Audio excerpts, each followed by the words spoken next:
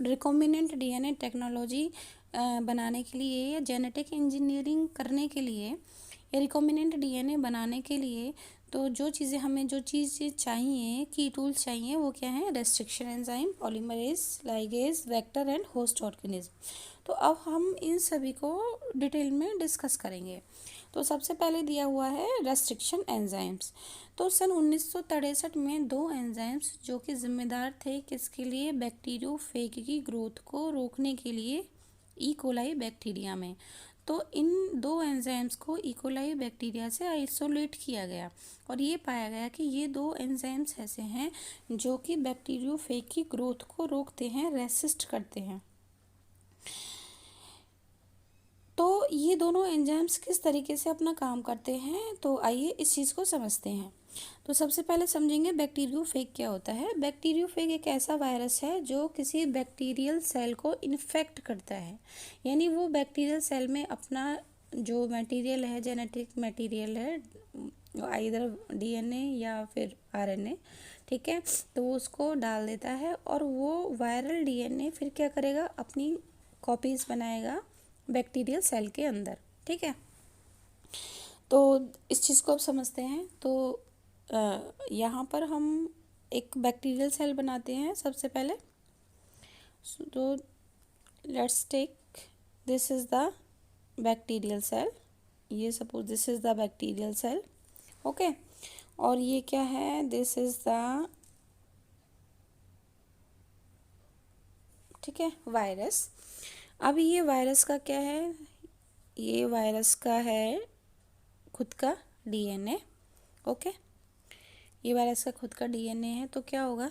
देखिए, ये वाला जो डीएनए है ये किसका है? बैक्टीरिया का है। अब क्या होगा? ये वायरस का जो डीएनए है वो किसके अंदर आ जाएगा? बैक्टीरियल सेल के अंदर। और हम ये कह सकते हैं कि इसमें क्या होगा कि जो वायरस है वो इन्फेक्ट करेगा किसको? ई कोलाई को। And viral DNA will integrate with bacterial chromosome. तो वायरल डीएनए जो है वो इंटीग्रेट कर जाएगा किसके साथ में? बैक्टीरियल क्रोमोसोम के साथ में। तो वायरल डीएनए को हम इस तरीके से इंटीग्रेटेड करके ऐसे दिखा देते हैं। तो ये ओके, इसको थोड़ा सा, सपोज ये वायरल डीएनए इंटीग्रेट हो गया किसके साथ में? बैक्टीरियल डीएनए के साथ में, ठीक है। और इसको हम थोड़ा सा और अच्छे से बनाएंगे लाइक दिस। फिर से हम बना लेते हैं, ओके। और ये वाला जो वायरल डीएनए है वो हो जाता है, this is the bacterial DNA, ठीक है। और ये जो बैक्टीरियल डीएनए के साथ में अब क्या अटैच हो जाएगा? हमारा वायरस। सपोज इतना पोर्शन यहाँ से लेके ये वाला पोर्शन, दिस पोर्शन, ये क्या है? हमारा ये पूरा पोर्शन अभी इंटीग्रेट हो चुका है वायरस का डीएनए, ठीक है। किसके डीएनए में? बैक्टीरिया के डीएनए में, ओके। चलिए, अब क्या होगा? Viral DNA will replicate as bacterial DNA replicate. अब जैसे जैसे बैक्टीरिया का डीएनए क्या होगा? रेप्लिकेट होगा, ठीक है। ये किसका डीएनए है? बैक्टीरिया का डीएनए, ठीक है। तो जैसे जैसे ये बैक्टीरिया का डीएनए क्या होगा? रेप्लिकेट होगा, वैसे वैसे क्या होगा? वायरस का भी डीएनए क्या होगा? रेप्लिकेट होगा, ओके। तो बैक्टीरिया, लेकिन अब जो बैक्टीरिया वो क्या करेगा? बैक्टीरिया तो वायरस के डीएनए से क्या करना? छुटकारा पाना चाहेगा। तो bacteria wants to get rid of this viral DNA. अब इस पर्पस के लिए जो बैक्टीरिया है वो क्या करेगा? Bacteria will develop restriction endonucleases. ये कुछ ऐसे एंजाइम डेवलप करेगा जो इस वायरल डीएनए की ग्रोथ को रोक दे, ठीक है। तो ये जो एंजाइम्स होंगे वो केवल और केवल किसके? वायरल डीएनए के स्पेसिफिक सीक्वेंस पर क्या करेंगे? एक्ट करेंगे। Is that clear? सबसे पहले क्या होगा कि इस बैक्टीरिया के अंदर क्या कुछ एंजाइम्स लाइक दिस, ठीक है, कुछ एंजाइम्स इसके अंदर बने और इन एंजाइम्स ने केवल और केवल किसको मॉनिटर किया? वायरल डीएनए को। यानी किसको मॉनिटर किया? वायरल डीएनए को मॉनिटर किया, क्लियर। अब क्या हुआ कि ये पॉसिबिलिटी हो सकती है कि जो बैक्टीरियल डीएनए है और जो वायरल डीएनए है, इन दोनों का सीक्वेंस लगभग लगभग सेम हो। देयर इज़ द पॉसिबिलिटी कि वायरल डीएनए, ठीक है, यानी जो हमने ये ग्रीन कलर से बनाया है, और ये जो बैक्टीरियल डीएनए है, इनमें समानता हो। तो इसलिए क्या करता है कि ये जो बैक्टीरिया है ये दूसरा एंजाइम सीक्रेट करेगा, ठीक है। सपोज ये दूसरा एंजाइम हमने रेड कलर के डॉट डॉट से वो कर दिया, क्लियर। और ये जो एंजाइम होगा, ये दूसरा जो एंजाइम है, ये क्या करेगा, ये मिथाइल ग्रुप ऐड कर देगा किसमें, बैक्टीरियल डीएनए में। तो दिस एंजाइम विल ऐड, तो किसमें, मिथाइल ग्रुप ऐड कर देगा बैक्टीरिया के डीएनए में। Is that clear. तो इस तरीके से जो बैक्टीरियल डीएनए होगा, यानी जो हमने ये ब्राउन कलर से बनाया है, ठीक है, यानी ये वाला जो डीएनए है, दिस डीएनए, ये जो बैक्टीरियल डीएनए है, अब ये वायरल डीएनए से डिफरेंट हो गया। क्यों? क्योंकि बैक्टीरिया के एंजाइम ने क्या किया, इस बैक्टीरियल डीएनए में मिथाइल ग्रुप अटैच कर दिया, क्लियर। अब क्या हुआ कि जो बैक्टीरियल डीएनए है वो मिथाइल ग्रुप अटैच होने से क्या हो गया, मॉडिफाइड हो गया। ये क्या हो गया, अब मॉडिफाइड हो गया। या हम कह सकते हैं नाउ कि जो बैक्टीरियल डीएनए है वो it is completely different, become different from the viral DNA. अब वो कम्प्लीटली क्या हो गया, वायरल डीएनए से डिफरेंट हो गया। अब क्या हुआ कि जो पहले एंजाइम सीक्रेट किए थे जिसको रेस्ट्रिक्शन एंडोन्यूक्लियस कहा गया है, क्या कहा गया है, रेस्ट्रिक्शन एंडोन्यूक्लियस। अब ये क्या कर सकते हैं, now they can easily cut the viral DNA without any confusion. Is that clear. अब बिना कन्फ्यूजन के ये वाले एंजाइम्स, यानी कि रेस्ट्रिक्शन एंडोन्यूक्लियस एंजाइम, ये क्या कर सकते हैं, वायरल डीएनए को क्या कर सकते हैं, कट कर सकते हैं। क्या कर सकते हैं, कट कर सकते हैं, क्लियर। तो इस तरीके से हमने देखा कि बैक्टीरियल सेल के अंदर दो एंजाइम्स क्या होते हैं, रिलीज होते हैं। दो एंजाइम्स क्या होते हैं, रिलीज होते हैं, ठीक है। तो पहला एंजाइम क्या करेगा, एक एंजाइम क्या करेगा, जिसमें लाइन में लिखा हुआ है क्या, कि one of these added methyl group to DNA, clear. यानी एक एंजाइम क्या करेगा, बैक्टीरिया या बैक्टीरियल डीएनए में क्या करेगा, मिथाइल ग्रुप अटैच कर देगा, ठीक है। और वो मिथाइल ग्रुप कहाँ अटैच होता है, देखिए जो डीएनए होता है, हमें ये चीज़ अच्छे से पता है कि डीएनए किससे बना है, न्यूक्लियोटाइड से। डीएनए किससे बना है, न्यूक्लियोटाइड से। और न्यूक्लियोटाइड किससे बना है, sugar, phosphate and nitrogen base, clear. तो जो नाइट्रोजन बेस है क्या, एडेनिन है, साइटोसिन है ना। तो एडेनिन या साइटोसिन में क्या करेगा, मिथाइल ग्रुप अटैच कर देगा। तो इससे बैक्टीरियल डीएनए क्या हो गया, मॉडिफाई हो गया। क्या हो गया, मॉडिफाई हो गया, अब अलग हो गया, ठीक है। और जबकि जो दूसरा एंजाइम है वो कट करेगा किसको, डीएनए को। अब ये वाला डीएनए किसका होगा, ये डीएनए होगा वायरस का डीएनए, बैक्टीरियोफेज का डीएनए होगा, क्लियर। तो the latter was called restriction enzyme, और जो कट करेगा उसको क्या कहा गया, restriction enzyme.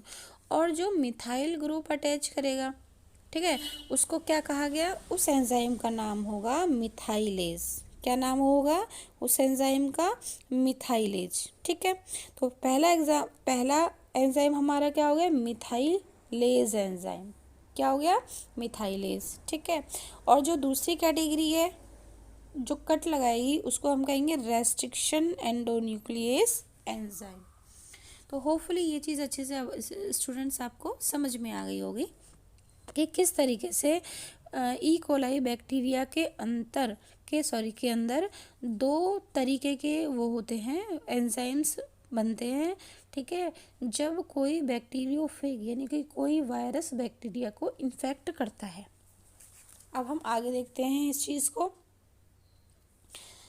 The first restriction endonuclease यानी कि Hind second, the first restriction endonuclease, तो पहला रेस्ट्रिक्शन एंडोन्यूक्लियस। देखिए रेस्ट्रिक्शन, पहले हम इस नाम का मतलब समझते हैं कि रेस्ट्रिक्शन का मतलब है जो रेस्ट्रिक्ट करे, ठीक है, रोके, और एंडोन्यूक्लियस का मतलब है, न्यूक्लियस का मतलब आता है यहाँ पर न्यूक्लिक एसिड को जो कट कर रहा है, ठीक है, और बीचों बीच, ठीक है, न्यूक्लिक एसिड सपोज वायरस का जो डीएनए है उसको एक स्पेसिफिक सीक्वेंस में विद इन द डीएनए उसको कट किया जा रहा है, ठीक है। अब देखिए, the first restriction endonuclease hind second, तो एंजाइम का नाम क्या है, हिंड सेकेंड, हुज फंक्शनिंग, जिसके फंक्शनिंग डिपेंड करती है, depended on a specific DNA nucleotide sequence was isolated. Clear. तो जो सबसे पहला रेस्ट्रिक्शन एंडोन्यूक्लियस एंजाइम जिसका नाम क्या है, हिंड सेकेंड, और उसकी जो फंक्शनिंग है यानी वो कट लगाता है डीएन जो भी डीएनए पे कट लगाना है तो उसके एक स्पेसिफिक सीक्वेंस पे ही कट लगाएगा वो, ऐसा नहीं कि कहीं भी कट लगा दिया, उसको आइसोलेट किया गया एंड करेक्टराइज्ड 5 years लेटर, लेकिन उसको उसके बारे में जो भी उसकी जो भी करेक्टरिस्टिक्स थी उसके बारे में बताया गया वो 5 साल बाद। इट वॉज फाउंड दैट, यह पाया गया कि हिंड सेकेंड, कि जो हिंड सेकेंड एंजाइम है, रेस्ट्रिक्शन एंडोन्यूक्लियस एंजाइम है, always cut DNA molecule at a particular point, वो डीएनए मॉलिक्यूल को एक पर्टिकुलर पॉइंट पर कट करता है by recognising a specific sequence of 6 base pairs. ठीक है, कैसे, पहले वो देखिए, हम इस चीज़ को ऐसे समझते हैं, सपोज ये हमारे पास में क्या दिया हुआ है, for example, okay, suppose this is the DNA, ये डीएनए सीक्वेंस है, ठीक है, डबल स्ट्रैंडेड ये डीएनए हमने लिया है। अब क्या करेगा, जो हिंड सेकेंड एंजाइम है पहले वो इस डीएनए को पूरा क्या करेगा, मॉनिटर करेगा, इसको एनालाइज करेगा इस डीएनए को, ठीक है। अब मान के चलो ये एंजाइम इस पूरे डीएनए की जांच कर रहा है और उसको 1 2 3 4 5 6, ठीक है, 1 2 3 4 5 6, ठीक है, यानी डीएनए का सब डीएनए का इतना इतना सीक्वेंस 6 बेस पेयर का ये एक स्पेसिफिक सीक्वेंस है, ठीक है, जो उसको मिल गया, ठीक है, और ये स्पेसिफिक सीक्वेंस इस एंजाइम के लिए है, इस स्पेसिफिक सीक्वेंस को उसने रिकॉग्नाइज कर लिया, ठीक है, तो इसलिए इस सीक्वेंस को आप रिकॉग्निशन सीक्वेंस भी कह सकते हो, और ये वो सीक्वेंस है जहाँ पर ये एंजाइम क्या लगाएगा, कट लगाएगा, कहाँ क्या लगाएगा, यहाँ पर कट लगाएगा, ठीक है। चलिए, तो इट वॉज फाउंड दैट कि Hind second always cut DNA molecule at a particular point by recognising a specific sequence of 6 base pairs, ठीक है। This specific base sequence is known as the recognition sequence for Hind second, और इस specific sequence को, ठीक है, यहाँ से लेकर सपोज यहाँ तक है 6 बेस पेयर का, ठीक है, 6 बेस पेयर से मतलब क्या है यहाँ पर, यानी 6 न्यूक्लियोटाइड का, कितने न्यूक्लियोटाइड का, सपोज 6, अब ये तो ज़्यादा बन गया न्यूक्लियोटाइड, मैं थोड़ा सा कम बना देती हूँ, 1 2 3 4 5 6, ओके, ये हो गया 1 2 3 4 5 6, तो इतना जो पोर्शन है ये हिंड सेकेंड एंजाइम के लिए क्या बन गया, रिकॉग्निशन सीक्वेंस, यानी डीएनए का इतना पोर्शन, ठीक है, क्योंकि इसी पोर्शन को उसने क्या करा, रिकॉग्नाइज करा, और यहीं पर वो क्या लगाएगा, कट लगाएगा। अब क्या है, besides Hind second, Hind seconds के अलावा भी, beside Hind second today we know more than 900 restriction enzyme, आज की डेट में हम कितने एंजाइम्स के बारे में जानते हैं, 900 से ज़्यादा रेस्ट्रिक्शन एंजाइम्स के बारे में जानते हैं, दैट हैव बीन आइसोलेटेड, जो कि आइसोलेट किए जा चुके हैं, अलग किए जा चुके हैं, प्राप्त किए जा चुके हैं फ्रॉम ओवर, यानी 230 स्ट्रेन्स ऑफ बैक्टीरिया, यानी 230 बैक्टीरियल स्ट्रेन से भी ज़्यादा इन एंजाइम्स को आइसोलेट किया जा चुका है, ठीक है। तो ये एंजाइम्स हमें कहाँ से मिलते हैं ये एंजाइम्स हमें मिलते हैं बैक्टीरिया से, तो ये रेस्ट्रिक्शन एंजाइम्स कहाँ मौजूद होते हैं, बैक्टीरियल सेल के अंदर होते हैं, और वहीं से ये आइसोलेट किए जाते हैं, ठीक है। और bacteria each of which recognise different recognition sequence, और हर एक एंजाइम का क्या होता है, अपना डिफरेंट रिकॉग्निशन सीक्वेंस होता है। यानी हर एक एंजाइम एक पर्टिकुलर डीएनए के एक पर्टिकुलर सीक्वेंस पर कट लगाता है। अब देखिए, the convention for naming these enzymes is the first letter of the name comes from genus. अब हम सोच रहे होंगे कि एंजाइम का जो नाम है हिंड सेकंड, जैसे हिंड HIND हिंड, ये कैसा अजीब सा नाम है हिंड सेकंड। ठीक है, तो देखिए इनका जो नॉमेनक्लेचर है एंजाइम्स का वो किस तरीके से किया गया है या उसका क्या कन्वेंशन है, तो वो हम इस चीज़ को समझते हैं। तो यहाँ पर देखिए इस चीज़ को हम अच्छे से समझेंगे कि हिंड सेकंड जो नाम है वो किस तरीके से पड़ा है इस एंजाइम का। क्लियर? देखिए, यहाँ पर जो हिंड हिंड HIND, हिंड में जो H आया है वो जीनस से आया है, जीनस नेम से आया है। जैसे कि यहाँ पर इसका मतलब है हीमोफिलस इन्फ्लुएंजे। तो बैक्टीरिया का नाम क्या है, हीमोफिलस इन्फ्लुएंजे बैक्टीरिया का नाम है। ठीक है, तो हीमोफिलस से क्या आया है, हीमोफिलस से आया है H। हीमोफिलस से क्या आया है, H आया है। क्लियर? तो ये हमारा H बन गया।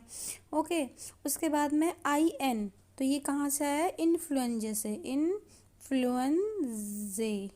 ठीक है, इन्फ्लुएंजे से क्या आ गया, IN आ गया इससे।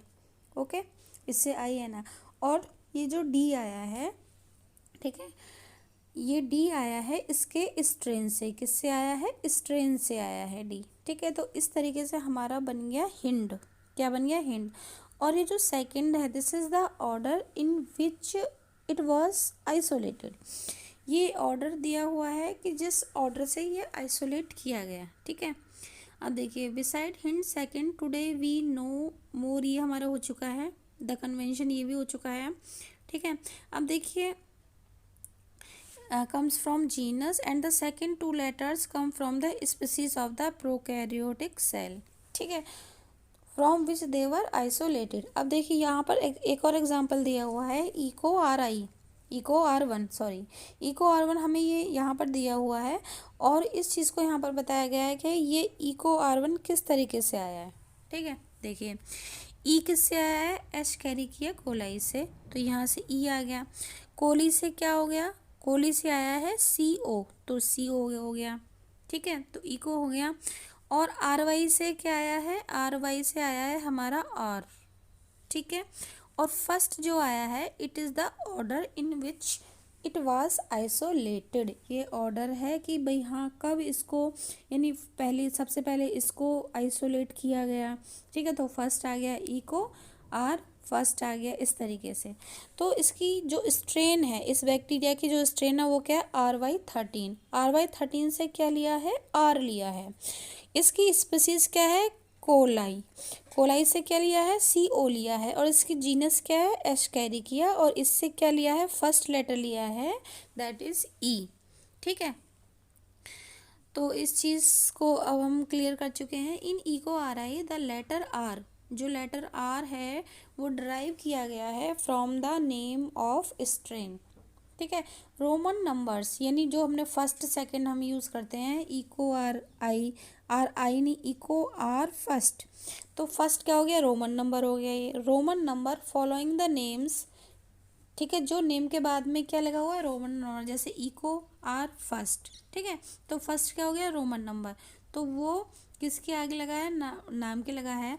वो क्या इंडिकेट करता है, the order in which the enzymes were isolated from that strain of bacteria. तो बैक्टीरिया की उस स्ट्रेन से किस ऑर्डर में जो एंजाइम है, कि पहले ये एंजाइम आइसोलेट किया गया तो उसको फर्स्ट दे दिया, फिर उसके बाद में जो एंजाइम आइसोलेट किया गया बैक्टीरिया से, फिर उसको सेकंड दे दिया, फिर थर्ड, इस तरीके से। क्लियर? तो ये जस्ट एक ऑर्डर को इंडिकेट करता है। अब क्या, restriction enzyme belong to a larger class of enzyme called nucleus. जो रेस्ट्रिक्शन एंजाइम्स होते हैं वो एंजाइम की एक बड़ी क्लास है जिसको हम न्यूक्लियस कहते हैं। क्या कहते हैं, न्यूक्लियस कहते हैं। तो न्यूक्लियस के अंदर क्या आ गया, रेस्ट्रिक्शन एंजाइम। और जो रेस्ट्रिक्शन एंजाइम होते हैं वो दो तरीके के होते हैं, एक तो है एक्सोन्यूक्लियस और दूसरा क्या है, एंडोन्यूक्लियस। क्लियर। अब देखिए हम इन दोनों में अंतर समझ लेते हैं, एक्सोन्यूक्लियस और एंडोन्यूक्लियस में। क्लियर। तो यहाँ पर समझते हैं, सबसे पहले हम समझेंगे एक्सोन्यूक्लियस एंजाइम कौन से होते हैं। क्लियर। तो न्यूक्लियस का मतलब होता है न्यूक्लिक एसिड को कट करने वाला, ठीक है, the enzyme cutting nucleic acid. और एक्सो का मतलब होता है बाहरी तरफ से, यानी कि एंड्स पर। Suppose for example this is the DNA, ठीक है। डीएनए थोड़ा सा मेरे से सही नहीं बना है, चलो फिर से बना लेते हैं, ठीक है। ऐसे और फिर इसको ऐसे और इसको ऐसे, ये suppose this is the DNA. तो जो एक्सोन्यूक्लियस होंगे वो इस डीएनए को कट करेंगे कहाँ पर, एंड्स पर। कहाँ पर कट करेंगे, एंड्स पे, यानी बाहर की तरफ, आउटर साइड में। क्लियर। यानी कि बीच में कहीं भी कट लगा दिया। लेकिन अगर हम किसकी बात करें, एंडोन्यूक्लियस की, किसकी बात करें, तो एंडोन्यूक्लियस के लिए हम बना लेते हैं, ठीक है। ये हमने बना लिया है एक डीएनए। तो जो एंडोन्यूक्लियस होंगे, एंडो का मतलब होता है सेंटर में, इन बिटवीन, विद इन, कुछ भी कह सकते हो। तो यहाँ जो कहीं डीएनए के बीचों बीच कहीं कट लगाए, डीएनए के बीचों बीच जो कट लगाता है उस एंजाइम को हम क्या कहते हैं, एंडोन्यूक्लियस। तो ये एंजाइम कहाँ पर, एंड्स पर नहीं काटते, ये एंजाइम एंड्स पर नहीं काटते, कहाँ, बीचों बीच कट लगाते हैं कहीं with in the DNA. Okay, इसलिए इनको एंडोन्यूक्लियस कहा जाता है। तो ये चीज़ एनसीईआरटी में लिखी हुई है कि जो एक्सोन्यूक्लियस हैं वो रिमूव न्यूक्लियोटाइड। कट लगाने का मतलब है, देखो अगर डीएनए में हम कट लगा रहे हैं तो डीएनए किससे बना है, न्यूक्लियोटाइड से बना है। तो इसका मतलब हम डीएनए में से किसको काट रहे हैं, न्यूक्लियोटाइड को काट रहे हैं। तो यही चीज़ लिखी है कि exonuclease remove nucleotides from the ends of DNA, यानी एंड पर।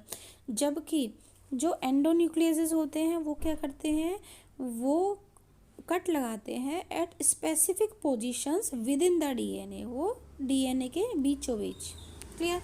तो होपफुली ये चीज़ अब आपको अच्छे से समझ में आ गई होगी। Thank you very much.